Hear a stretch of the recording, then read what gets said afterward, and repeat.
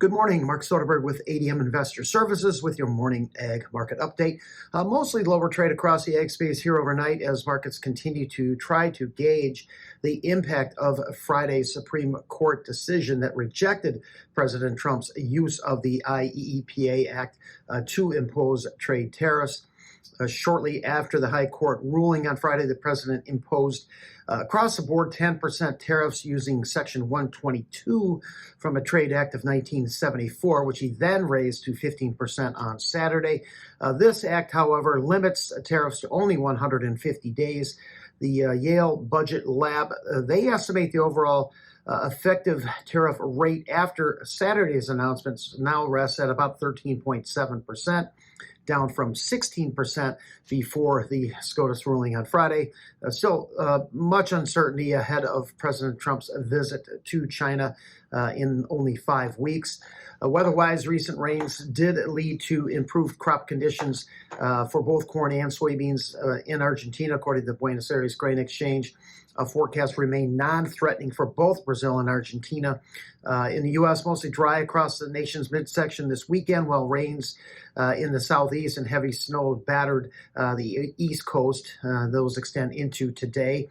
Precipitation this week will again favor the eastern Corn Belt, lighter amounts for the central Corn Belt, with very little precipitation seen for the western Corn Belt and northern plains, while completely dry in the southern U.S. plains.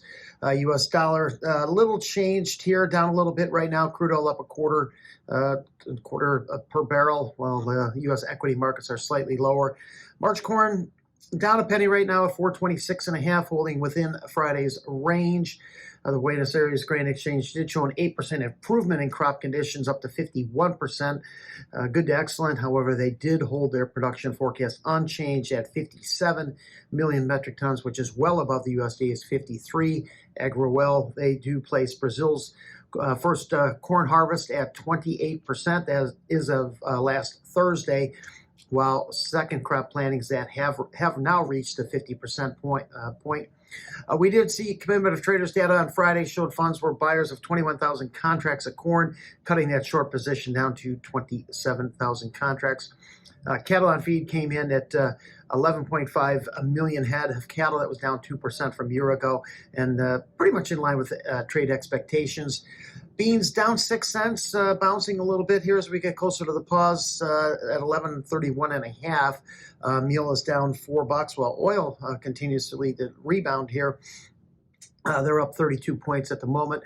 Funds last week did buy 40,000 contracts of beans, almost 9,000 soybean oil, and about 12,500 contracts of meal. They're now long 164,000 contracts of beans, 42,000 oil, and still short a couple thousand contracts in the meal. Buenos Aires Grain Exchange saw crop ratings improve 1% to 33% good to excellent, still well below the historical average of 42%. 72% of the crop is setting pods or beyond. AgriWell, they estimate that the Brazilian crop is now 30% harvested. Harvest in Mato Grosso, the largest producing state, is now reached 2/3 point, in line with a year ago and ahead of the 5-year average at 57%. Friday's Supreme Court ruling would certainly appear to give President Trump and the U.S. less leverage ahead of President Trump's visit to Beijing beginning late